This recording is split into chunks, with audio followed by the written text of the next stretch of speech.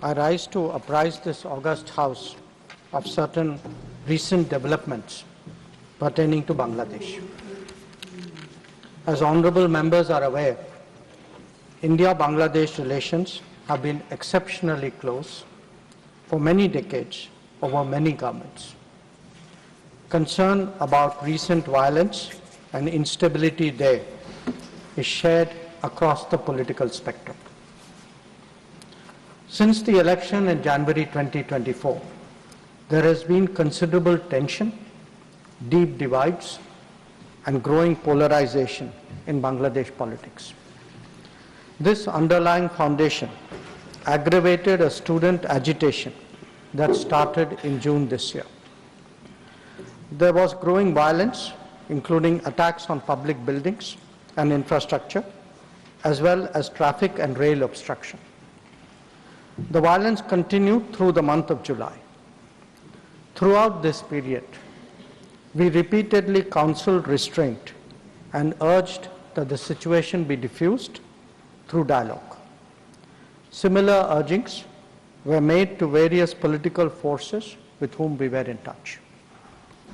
So, despite a Supreme Court judgment on 21 July, there was no let-up in the public agitation. Various decisions and actions taken thereafter only exacerbated the situation. The agitation at this stage coalesced around a one-point agenda, that is that the Prime Minister, Sheikh Hasina, should step down. On 4th August, events took a very serious turn. Attacks on the police, including police stations and government installations, intensified even as overall levels of violence greatly escalated.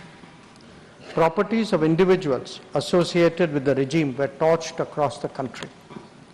What was particularly worrying was that minorities, their businesses and temples also came under attack at multiple locations. The full extent of this is still not clear. Sir, on 5th August, demonstrators converged in Dhaka despite the curfew. Our understanding is that after a meeting with leaders of the security establishment, Prime Minister Sheikh Hasina apparently made the decision to resign. At very short notice, she requested approval to come for the moment to India. We simultaneously received a request for flight clearance from Bangladesh authorities. She arrived yesterday evening in Delhi. The situation in Bangladesh, sir, is still evolving. The Army Chief, General Waqar-uz-Zaman, addressed the nation on 5th August. He spoke about assuming responsibility and constituting an interim government.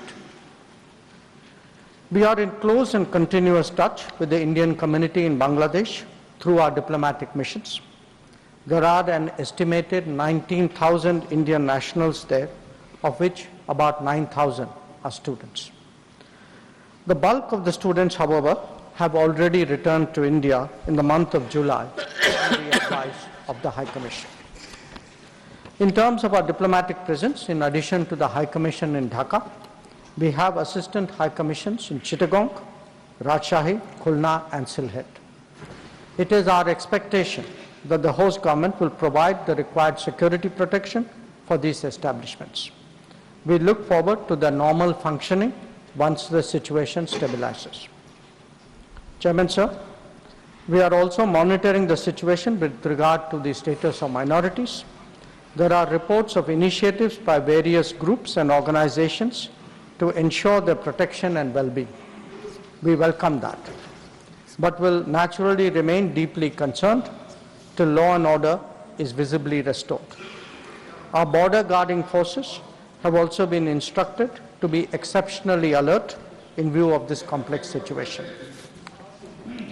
In the last 24 hours, we have also been in regular touch with the authorities in Dhaka. This is the situation as of now. I seek the understanding and support of the House in regard to sensitive issues regarding an important neighbour on which there has always been strong national consensus. Thank you.